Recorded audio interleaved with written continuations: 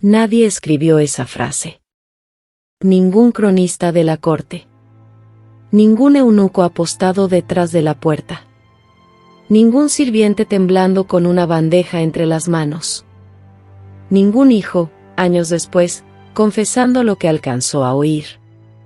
Y, sin embargo, para cuando la cera de las velas ya se había derretido hasta el fondo, algo dentro de Selim cambió para siempre.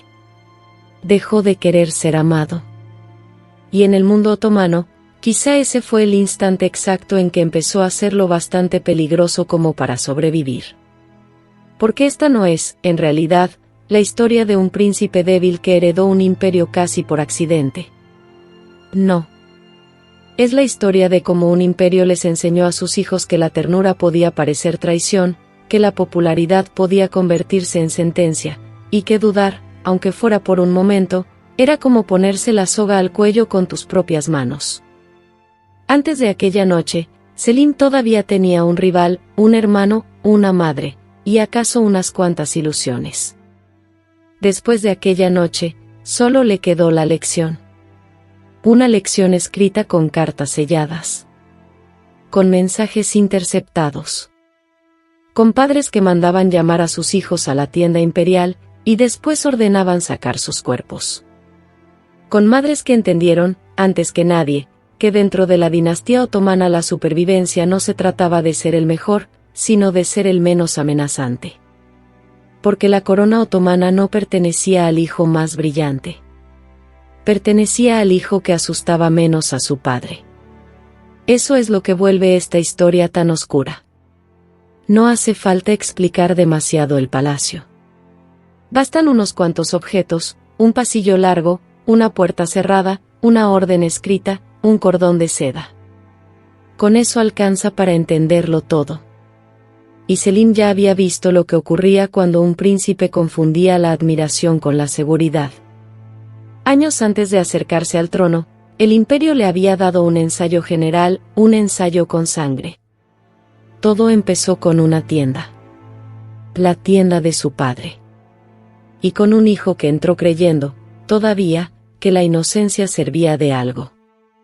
Era octubre de 1553.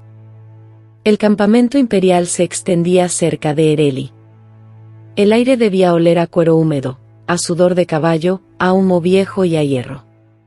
Se oían cascos golpeando la tierra, hombres dando órdenes, las lonas agitándose con el viento. Y entonces llegó el príncipe Mustafá. No era un muchacho ingenuo. No era un niño perdido. Era un hombre hecho y derecho. Un príncipe curtido, admirado, vigilado. Demasiado admirado, quizá. El tipo de hijo que los soldados querían seguir, y que un padre empezaba a mirar con miedo. Los genízaros ya habían mostrado su preferencia por él. Lo habían honrado. Habían besado su mano. Habían dejado claro, casi sin decirlo, que si el imperio necesitaba un nuevo sultán, ellos ya tenían uno en mente. En otro reino eso habría sido lealtad. En este, se parecía demasiado a una amenaza. Le advirtieron que no entrara.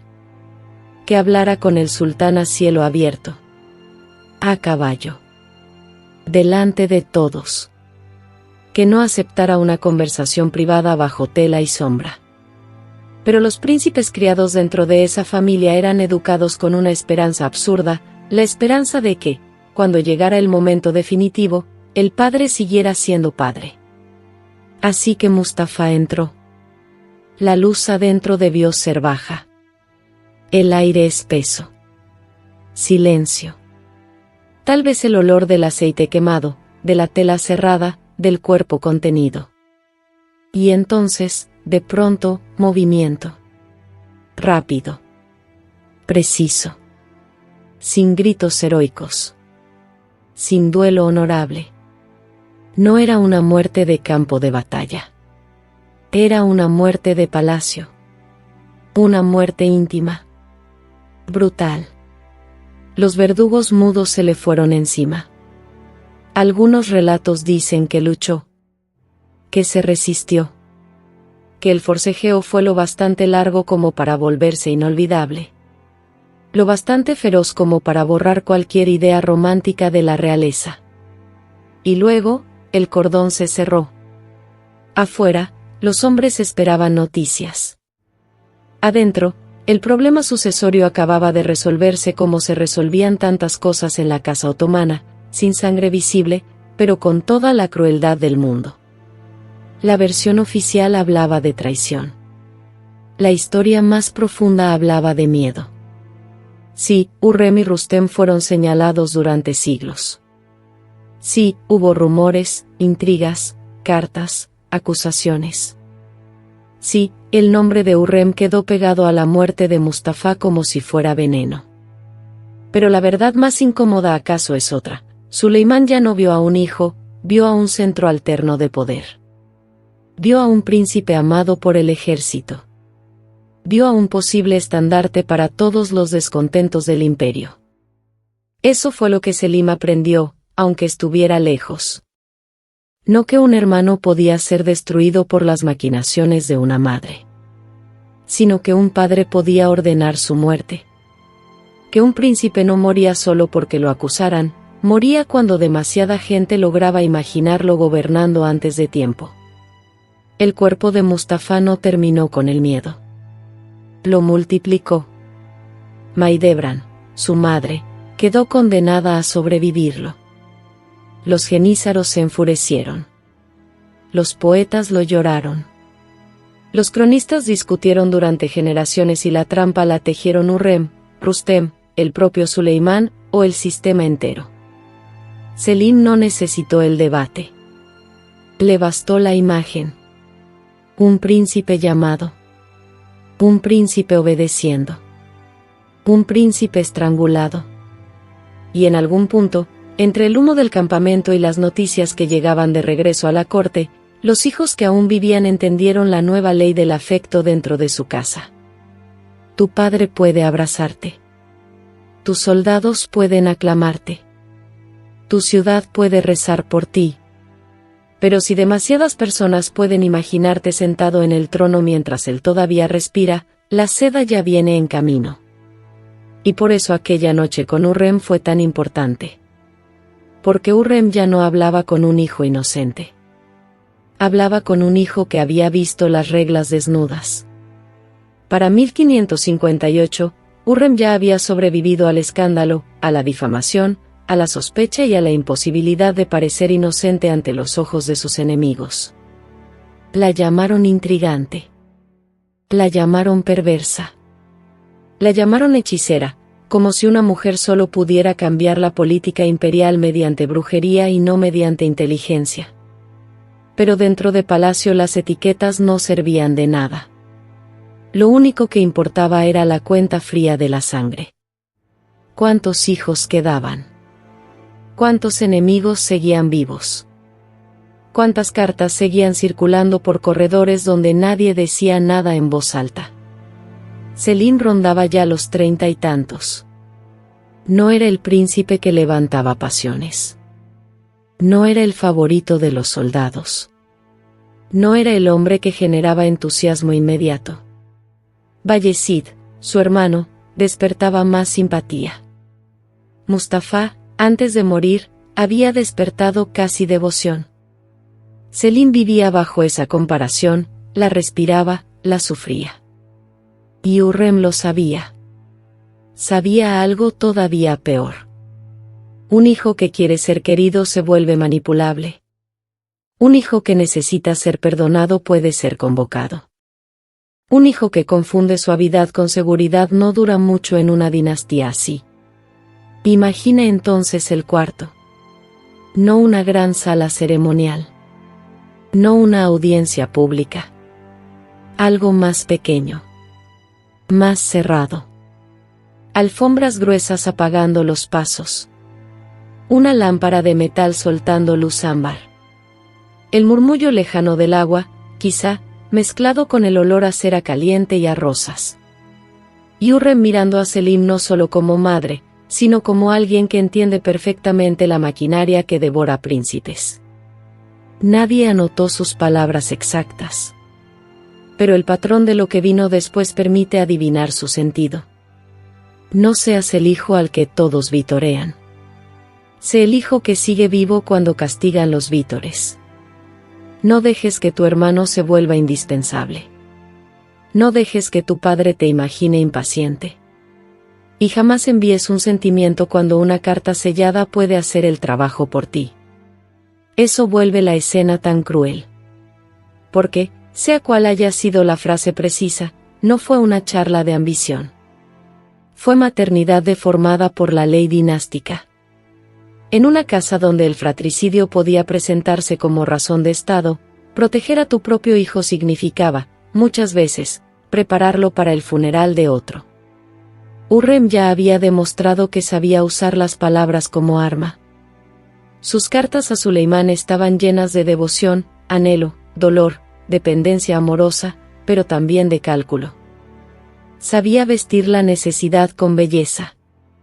Sabía convertir el lenguaje en refugio, en persuasión, en estrategia. No separaba emoción y política, porque en su mundo nunca estuvieron separadas. Así que, cuando miró a Selim, no le estaba enseñando a conquistar. Le estaba enseñando a no provocar. Mirima, su hija, ya formaba parte del tejido del poder. Rustem ya había ascendido. Mustafa ya estaba muerto. Y Bayezid seguía respirando. Eso significaba que el mundo de Selim no estaba en paz. Solo estaba más estrecho. Y quizá eso fue lo último que Hurrem quiso dejarle claro a su hijo, que en la casa otomana el primero en moverse rara vez ganaba, casi siempre era el primero en caer. Poco después, Hurrem murió. Y con su muerte, el palacio no se volvió más silencioso. Se volvió más desnudo. Suleimán se hundió en el duelo. En la oración. En el desgaste. Ya era un hombre envejecido por el gobierno, por la guerra, por la enfermedad, por la sospecha. La desaparición de Hurrem no calmó la lucha entre los hermanos. La desató. Porque ahora solo quedaban dos contendientes verdaderos. Selim. Bayezid. Dos hijos que habían visto lo que le pasó a Mustafa. Dos hombres que sabían que cuando muriera el sultán, solo uno tendría permitido seguir vivo. Ese conocimiento lo cambia todo. Una carta amable deja de ser una cortesía. Se vuelve reconocimiento. Un cambio de provincia deja de ser administración. Se vuelve señal. Un retraso en responder deja de ser descuido. Se vuelve amenaza. Suleimán intentó separarlos. Reacomodó territorios. Redistribuyó cargos. Alejó cuerpos para intentar controlar el incendio. Pero cuando la desconfianza ya vive dentro de una familia, la distancia no enfría nada, solo hace que el mapa entero parezca una trampa. Bayezid era más carismático. Más fácil de imaginar al frente de hombres armados. Más atractivo como heredero para quienes aún soñaban con un sultán guerrero. Selim, en cambio, tenía otra cosa, la costumbre creciente de la cautela. No era el hijo que encendía más pasiones. Y justamente por eso, podía resultar menos alarmante. Bayezid empezó a acercarse al mismo abismo que había tragado a Mustafa, ese punto exacto donde la popularidad deja de ser ventaja y empieza a convertirse en prueba. Y alrededor de ellos se movían los otros, los que casi nunca aparecen en grande en la historia, pero sin los cuales nada sucede. Los mensajeros cabalgando con órdenes selladas que ni siquiera se atrevían a mirar demasiado. Las mujeres del palacio contando hijos, alianzas y rumores al mismo tiempo. Los sirvientes aprendiendo a reconocer el peligro por el tono con que de pronto se pronunciaba un nombre. Los genízaros observando, midiendo, evaluando, sabiendo que cada preferencia expresada podía condenar al hombre que admiraban. Y luego llegaron las cartas. Porque en los imperios no siempre mata primero la espada. A veces mata antes el silencio. Bayezid escribió a su padre. Intentó explicar, asegurar, contener. Quiso quizá mantener abierta una rendija de confianza.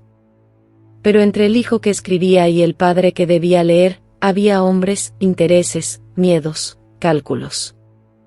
Y en ese trayecto una carta puede morir. Eso fue lo que pasó. El mensaje, según varias versiones, nunca produjo el efecto que Bayezid necesitaba. Fue interceptado. O destruido. O simplemente sepultado por una voluntad más hábil que la suya. Bayezid esperó respuesta. No llegó. Y en esa ausencia ocurrió algo decisivo. No fue solamente una falla de comunicación. Fue un derrumbe interior. Porque Mustafa había confiado en una convocatoria. Bayezid ahora aprendía a temer un vacío. Sin una respuesta clara de su padre, sin una señal que disipara la sospecha, con el recuerdo todavía fresco de lo que significaba caer bajo la mirada desconfiada de Suleimán, el margen de maniobra empezó a cerrarse. Y entonces, en el verano de 1559, la guerra dejó de ser una posibilidad y se volvió realidad. No fue una explosión repentina. Fue miedo acumulado durante años, corriendo por fin a toda velocidad. Bayezid reunió hombres. Tropas, partidarios, lealtades de ocasión, esperanzas desesperadas. No lo hacía solo por ambición. En el sistema otomano, esperar inmóvil también podía ser una forma de suicidio. Si eras demasiado pasivo, te llamaban débil. Si eras demasiado visible, te llamaban rebelde. Entre una cosa y otra, muchos príncipes acababan muertos. Selim reunió lo suyo también, pero con una diferencia enorme, tenía detrás el peso del centro imperial. Tenía la ventaja de parecer, ante los ojos del padre, el hijo menos amenazante. Y eso en una guerra sucesoria vale tanto como un ejército. Cuando las fuerzas de ambos se encontraron cerca de Konya, la batalla ya llevaba meses librándose en otro terreno, en cartas, en rumores, en nombramientos, en sospechas. El campo solo iba a formalizar lo que el miedo ya había decidido. Imagínalo. Polvo levantándose como una cortina. Cascos reventando la tierra seca. Gritos cortados por el viento. Metal contra metal, relinchos, hombres corriendo sin saber si obedecen por lealtad o por puro instinto. Bayezid pudo tener coraje. Sus hombres pudieron tener hambre de victoria. Pero del otro lado estaba algo todavía más poderoso que la bravura, la aprobación tácita del sultán. La batalla lo dejó claro. Selim venció. Y con la derrota de Bayezid nació una historia extraña, casi mística, que el tiempo conservaría como si el cielo hubiera querido tomar partido, que nubes de sal surgieron del mausoleo verde de Rumi para proteger Konya y desorientar a los hombres de Bayezid. Tal vez fue leyenda. Tal vez propaganda. Tal vez necesidad de envolver el triunfo en una hora sagrada. Pero eso hacen los imperios cuando quieren justificar a un vencedor, le piden al destino que parezca testigo.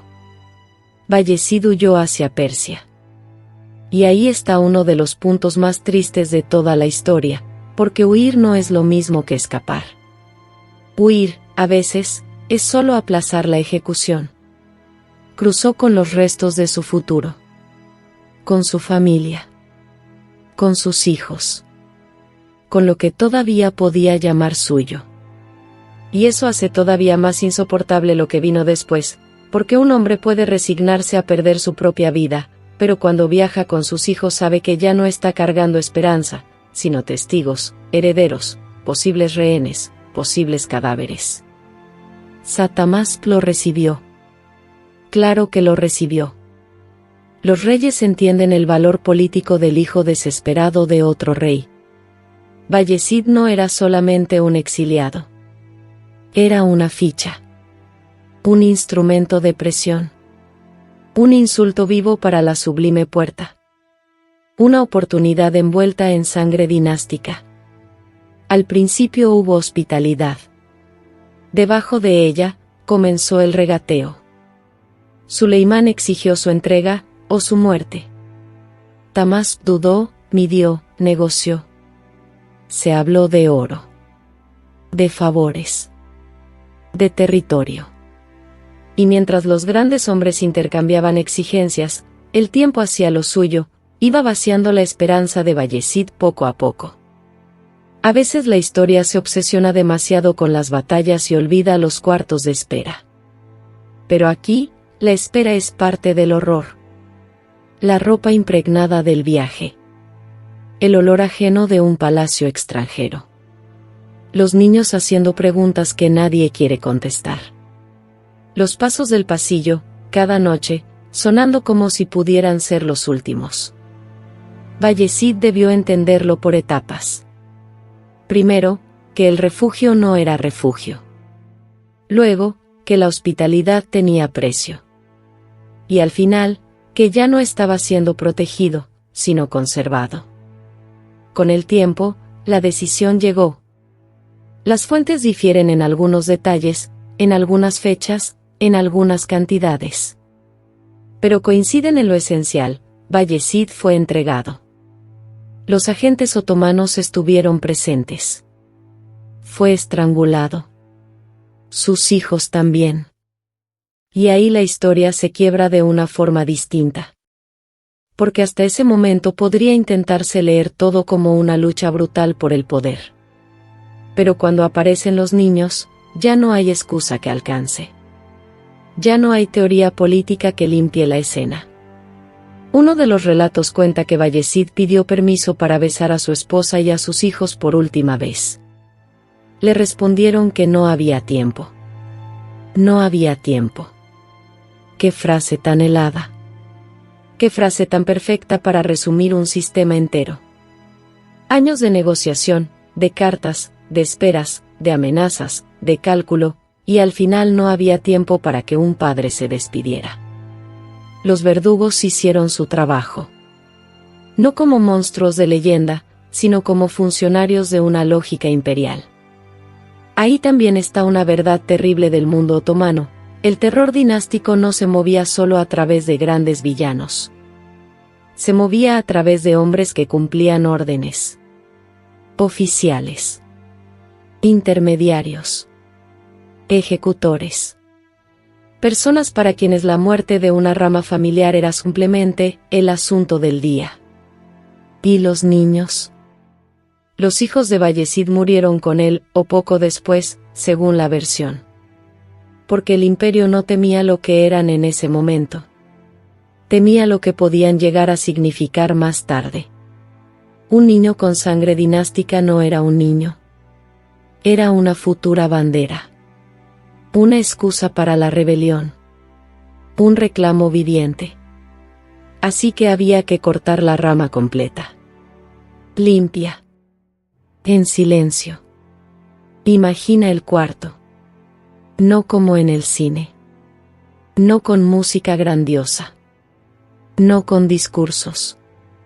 Solo una habitación cerrada. Respiración quebrada. Tela rozando la piel. Un pie arrastrándose. El sonido apagado de una lucha corta, espantosa. Y después, quietud. Primero Mustafa en una tienda. Luego Bayezid en el exilio. Luego los hijos de Bayezid convertidos en extensión de la sentencia del padre. Las cartas selladas habían conducido hasta ahí. Y mientras todo eso ocurría lejos, el camino de Selim quedaba despejado. Pero no limpio. Porque una cosa es heredar el trono. Y otra muy distinta, es heredar después de ver cómo desaparecen, uno por uno, todos los que compartieron tu sangre. Cuando Suleimán murió en 1566, la sucesión fue pacífica. Y esa palabra debería incomodar. Pacífica. Pacífica porque Mustafa ya estaba muerto.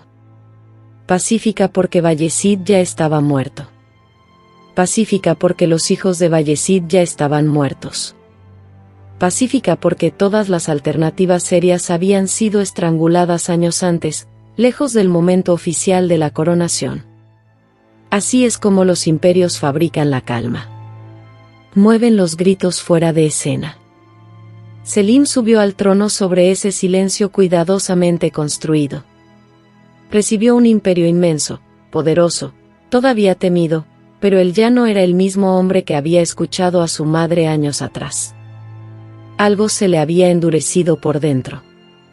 Las fuentes posteriores lo presentan como un gobernante más inclinado al placer, a la delegación, a la distancia del mando directo. Un sultán menos capaz de imponerse como lo hizo su padre. Un hombre que dejó gran parte del peso del gobierno en manos de Sokoyu Mehmed Pasha. Un soberano recordado, muchas veces, no por su grandeza militar, sino como el inicio de otra etapa, una etapa donde el poder personal del sultán ya no se sentía igual. Y ahí está otra capa de la tragedia. La lección que lo hizo sobrevivir, ¿acaso también lo vació?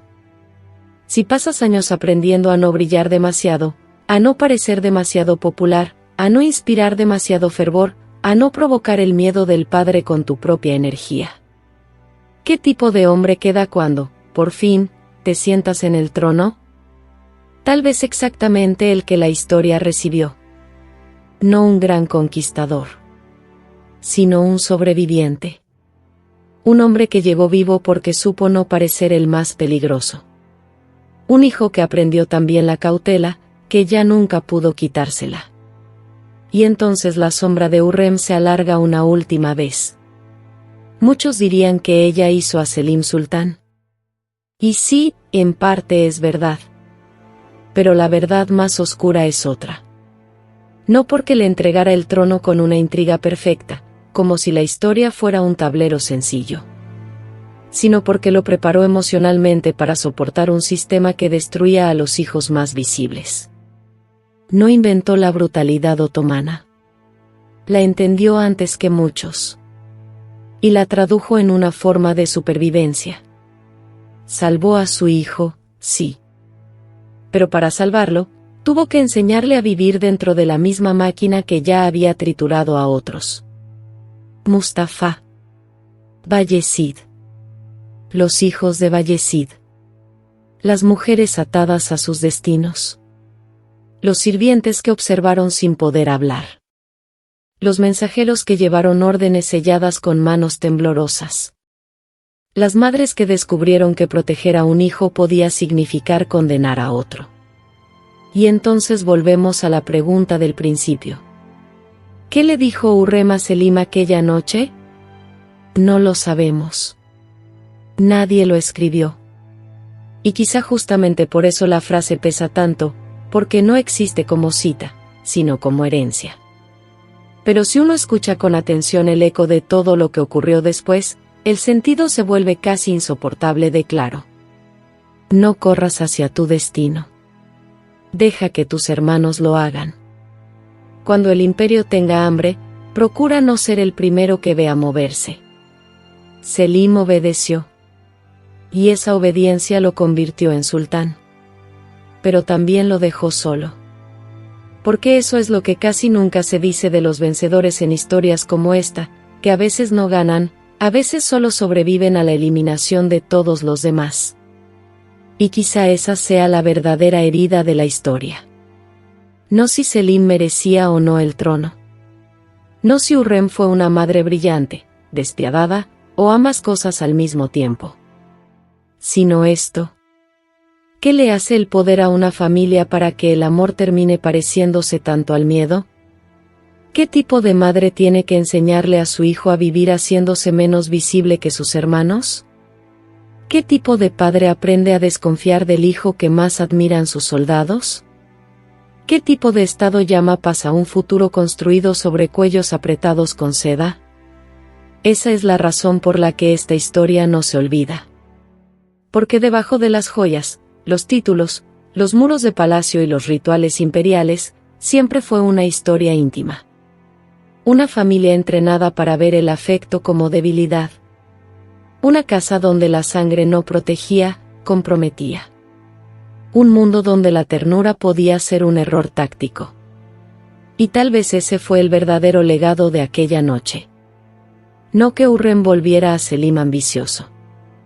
sino que lo volvió apto para un mundo en el que la ambición, si quería vivir, tenía que esconderse detrás de la obediencia.